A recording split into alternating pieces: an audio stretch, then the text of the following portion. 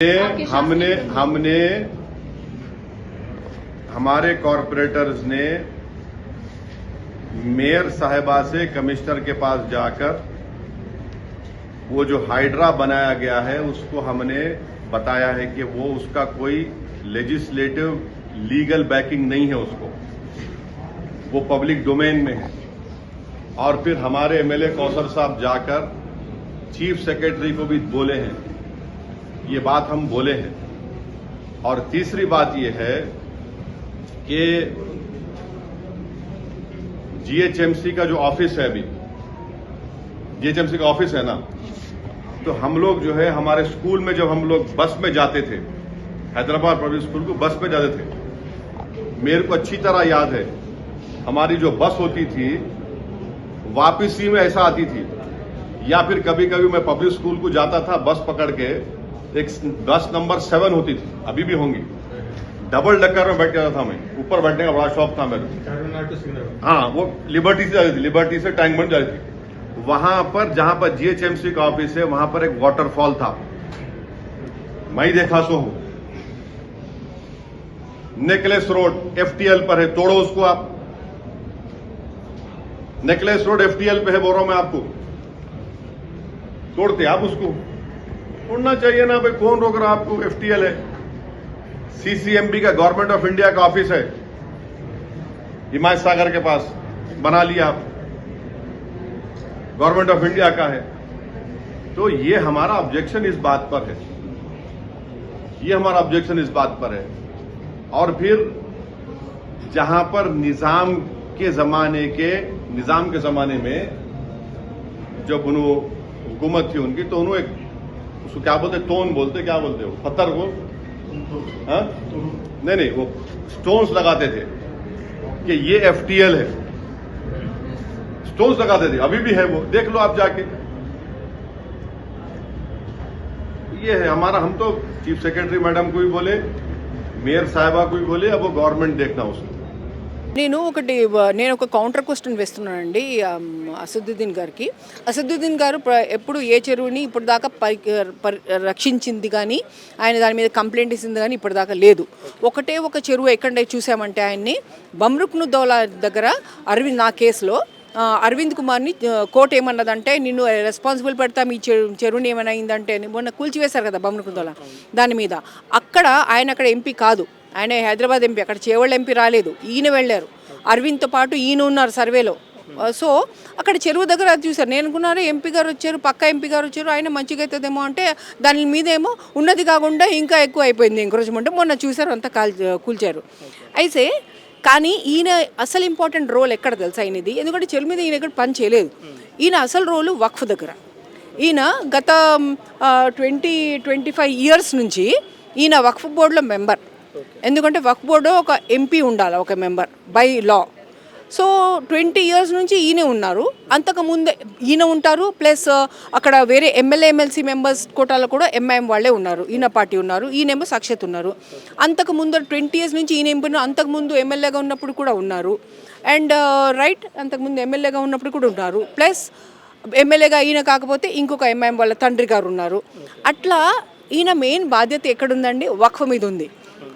వక్ఫ్ మీద మాట్లాడి, వక్ఫ్ మీద ఈయన ఎంఐఎం ఎమ్మెల్యే అక్బరుద్దీన్ గారు మొన్ననే ఏమన్నారండి అసెంబ్లీలో, కాపాడండి మా వక్ఫ్ భూముల్ని, ఎన్నో ఎంకరేజ్ చేస్తున్నారని మొన్ననే చెప్పారు కదా. సో ఆయన ఎక్స్పర్టైజ్, ఆయన మ్యాండేట్ బై లా ఆయన ఎక్కడున్నారు, వక్ఫ్లో ఉన్నారు. వక్ఫ్ మీద ఆయన్ని, ఇదే హైడ్రాని, గవర్నమెంట్ని వక్ఫ్ మీద మీరు అది చేస్తున్నారు కదా, చెరువుల గురించి నేను ఎప్పుడు పట్టించుకోలేదు, ఇప్పుడు ఎందుకు కొత్తగా వక్ఫ్ మీద చాలా ఎంకరేజ్మెంట్స్ ఉన్నాయి, నేను బోర్డు మెంబర్, పైగా అందులో ఎన్నో ఎఫ్ఐఆర్స్ కూడా ఉన్నాయి, మా తమ్ముడు కూడా మొన్న చెప్పిండు, మా వక్ఫ్ భూములన్నీ పడగొట్టండి అని చెప్పమనండి, రిప్రజెంటేషన్ ఇమ్మనండి. ఇది నా కౌంటర్ సవాల్ ఆయనకి. Okay madam, thank you. Last final ఒకటి, మీరు గతం నుండే ఈ చెర్ల మీద కావచ్చు, కుంటల మీద కావచ్చు ఫైట్ చేస్తారు. మీరు అనుకున్నట్టు ఎన్ని చెరువులు మీ దృష్టిలో ఉన్నాయి, ఎన్ని చెరువులు కబ్జా కాబడ్డాయి ఈ తెలంగాణ రాష్ట్రంలో కాకుండా హైదరాబాద్ ప్రాంతంలో? ఒకవేళ వీటిని కాపాడకపోతే తర్వాత ఏదైతే జనరేషన్ ఉందో దానికి కలిగే నష్టమైంది మీ మాటల్లో ఒకసారి చెప్పండి. ఇప్పుడు చూడండి, చెరువుల్ని మీరు ఇంత బ్రాడ్ క్వశ్చన్ వేసినప్పుడు ఫస్ట్ కీలకమైనది ఏంటి తెలుసా, డేటా. చెరువుని మీరు రక్షించాలంటే ఫస్ట్ డాటాకి వెళ్తారు కదా, డాటాలు ఉన్నవి చూస్తామా ఈ చెరువుని, డాటాలో లేని చెరువులు మాయమవుతుంటే ఏం చేస్తాం? ప్రభుత్వానికి గత 10 ఏళ్ళ నుంచి నేను ఏం చెప్పాను, ఫస్ట్ మీరు డాటా రెక్టిఫై చేయండి. మీరు జీహెచ్ఎంసీలో 185 లెగ్ సెంటర్ తప్పు, మీరు ఎన్నో చెరువులు మీరు తీసేశారు. ఫర్ ఎగ్జాంపుల్ చెప్పి మీకే అర్థమవుతుంది. పంజగుట్టలో ఉందా, వెంగళరావు పార్క్ ఉందా, అక్కడ వెంగళరావు పార్క్లో వెంగళరావు పార్క్ దగ్గర ఏమవుతుంది, అక్కడ వర్షం పడంగానే మొత్తం పంజగుట్ట మొత్తం డుబ్జాతా, రాజ్భవన్ దగ్గర మొత్తం నీళ్ళు వచ్చేస్తాయి.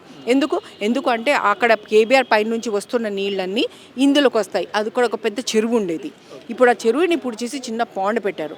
ఆ పాండే పెట్టేశారని చెప్పి వీళ్ళు డేటాబేస్ నుంచి ఆ చెరువే ఎనుగులుగుంటానే ఏదో ఉండేది, వీళ్ళు మొత్తం ఆ చెరువునే తీసేశారు.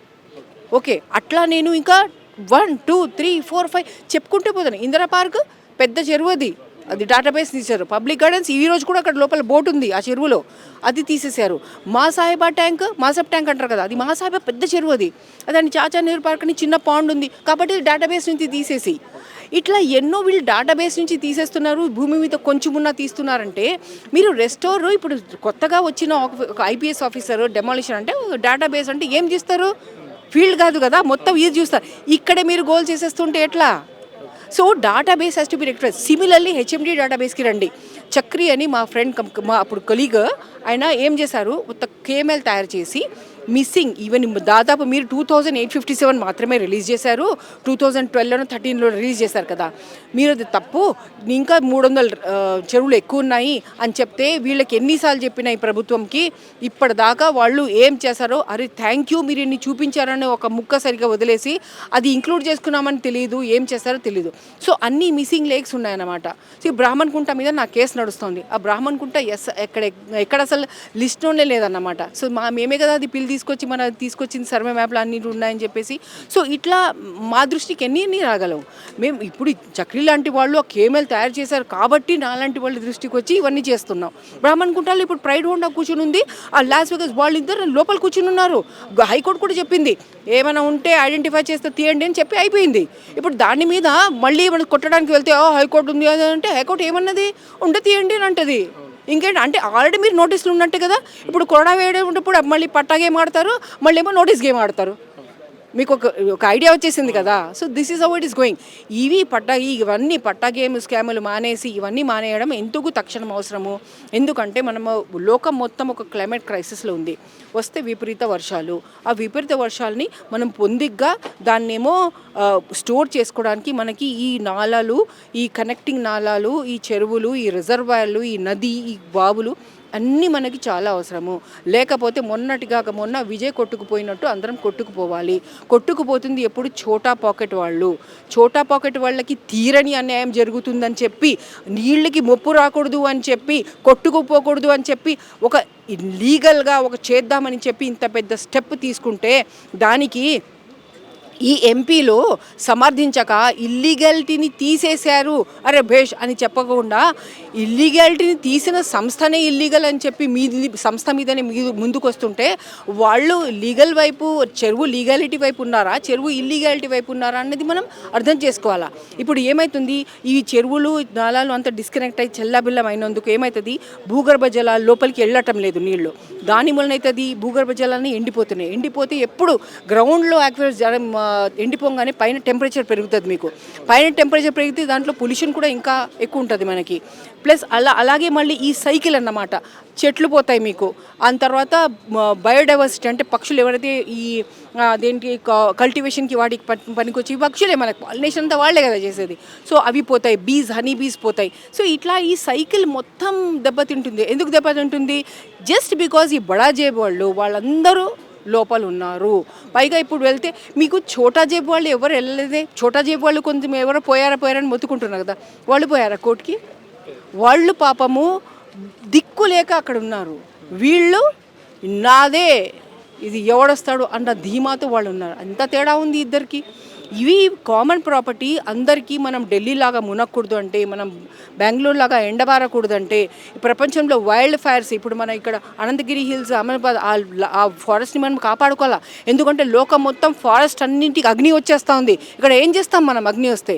సో కాబట్టి దునియా నుంచి మనము వాళ్ళ టెక్నాలజీ వాళ్ళలాగా కాదు, మేము మేము మా సిస్టమ్, మా ఈకో సిస్టమ్, మా హెడల్ సిస్టమ్, మా వెల్బీయింగ్ ఇండెక్స్, మా హ్యాపీనెస్ ఇండెక్స్, మా ప్రజలు చూడండి ఎంత సంతోషంగా ఉన్నారు, ఎందుకంటే వాళ్ళు నేచర్కి దగ్గర అయిపోయి మేమంతా రిస్టోర్ చేసుకున్నందుకు ఇట్లా మేము సమృద్ధిగా ఉన్నాము.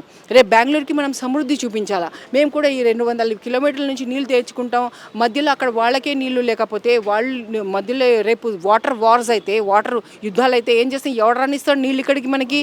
సో ఇక్కడ మన సమృద్ధిని మనం పెంచుకోవాలి. ఇప్పుడు ఇందాక కాన్ఫరెన్స్లో కూడా నేను చెప్పినట్టు రౌండ్ టేబుల్లో 10,000 acres ఒరిజినల్ కెపాసిటీకి ఫస్ట్గా మనం ఉస్మాన్ సాగర్ని అది చెయ్యాలి, కళాఖండిగా చెయ్యాలా, మనం చీజ్ చూపించాలా.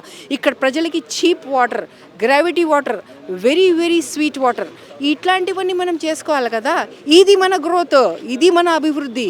ఎందుకంటే ఇప్పుడు ఇక్కడ మన కేంద్రీకం అయినదే మానవం మీద, హ్యూమన్ మీదనే ఇక్కడ మొత్తం ఫోకస్ అవుతా. ఆ హ్యూమన్ మంచి కోసం ఈ ఫోకస్ అంతా. కొంతమంది ఎవరో క్యాపిటల్స్ తీసుకొచ్చి కొన్ని ఇది తీసుకొని కేబుల్ బ్రిడ్జ్ కట్టేస్తామంటే ఆయన ఒకరికి కాంట్రాక్ట్ వచ్చింది, కొంతమందికి కమిషన్ వచ్చేసింది. ఆ కింద చెరువు ఏమో ఆ ముక్కలు చేసేసి రోడ్డు, ఒక బడా టికెట్ వచ్చి అందులో కూర్చొని అందరూ బడాబాటీలే ఇందులో అంతా వాళ్ళ అభివృద్ధి చెందుతుంది. కానీ ఓవరాల్ వెల్ఫేర్ అంటూ it is not thing, well being అంటూ లేదు. ఏదో ఒక క్యాపిటలిస్ట్ గ్రోత్, కమిషన్ గ్రోత్ అట్లా ఉందన్నమాట.